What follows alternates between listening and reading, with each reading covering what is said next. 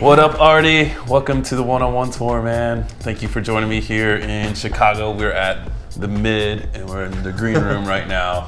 We just got our tequila Cheers on pretty early, so having a big old shot here. And then we're gonna get into this interview. Big old early birdie shot. Early birdie shot. Cheers. Wow, not bad. Like such a crazy story for you, like to be like this fan of like Dirtybird, like coming in as like this super young kid, and then like becoming a Dirtybird, like 10 years later, being on the label, doing really well as a like musician. When I met Justin the first, I was like, oh my god, I'm about to meet Justin Martin.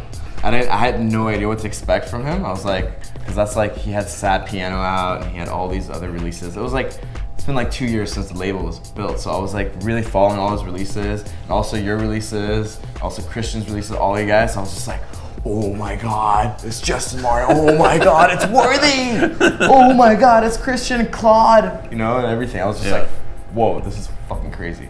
The way Justin introduces himself to me, he puts like a beer carton on his face and takes a selfie with me. And he's like, hi, I'm Justin. And that was my first experience with Justin. I remember being in the car, I think when you played like the original beat for Mr. Spock for Justin.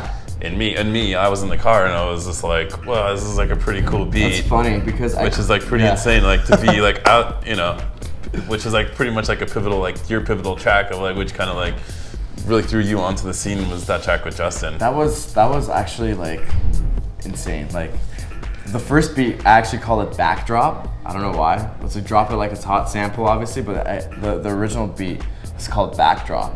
And it's like 10 minutes long. Yeah, I remember it was like forever. We were we're in Patty's car and we're like driving like to the city, and I was like, this is a really cool beat, but it's like going on forever. Yeah, I mean, I had no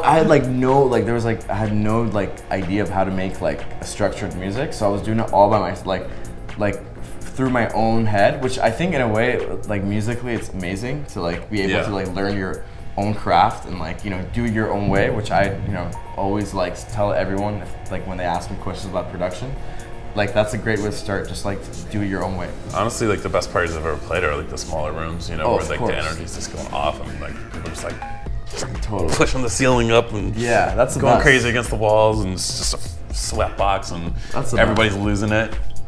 And I mean those are always better than like the giant parties or something. You have that 1 second of just like letting go of like whatever you're thinking, because I'm always the type of person, I'm just always thinking about the next thing. I'm just always having anxiety about like, oh okay, I gotta do this, oh okay, I gotta do this. But like when you're DJing and you're in that moment of like just letting go of everything, you're just like, it's just like there's no feeling that can top that.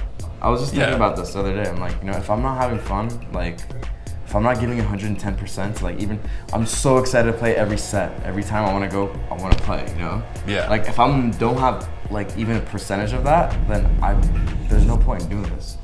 Well, thank you. This is awesome. Cool. Man. Yeah, buddy.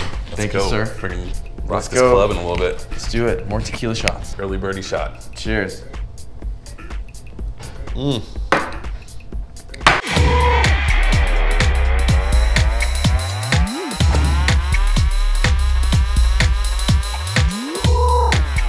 like trying to figure out what my stance is like right now. I'm like, all right, what does my stance say about me, I'm not gonna slouch, I'm gonna sit up straight and drop my phone. All right, we are here in, we're Cleveland tonight. I'm here with Sepehr, and we're gonna be playing a sweet club later, apparently. We're gonna play a killer set tonight. Yes, so cheers to that, buddy. Cheers.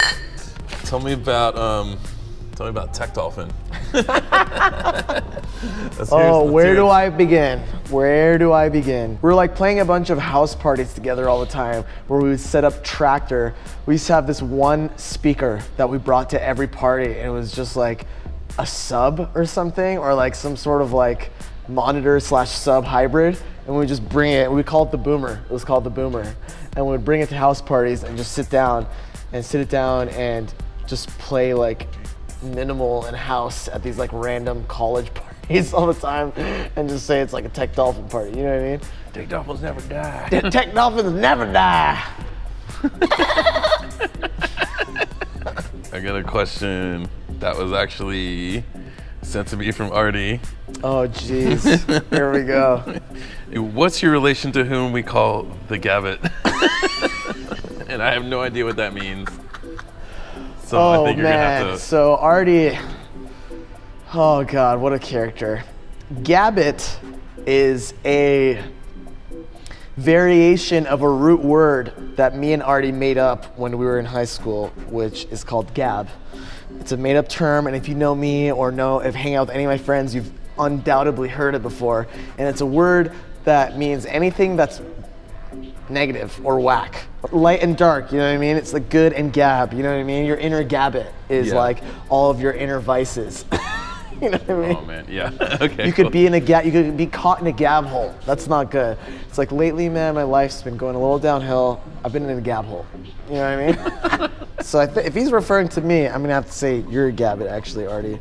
But we'll just keep it at that. I'd say like out of everybody I know, like when you play, like I don't think I remember you like getting like so crazy, but like when you've been playing lately, like you have got like the most like insane, like intense like playing style like out of anybody I know, like out of any DJ.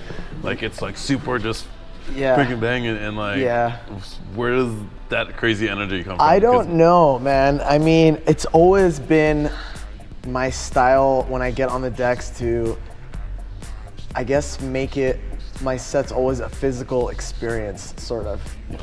Freaking out and feeling it as a physical force in my body and stuff like that. So that's kind of what I try to recreate every time I play. And it's just, it just comes to me naturally. I just feel like when I play out, I just want there to be a certain intensity and a dynamic so that is different than anything else that's being played.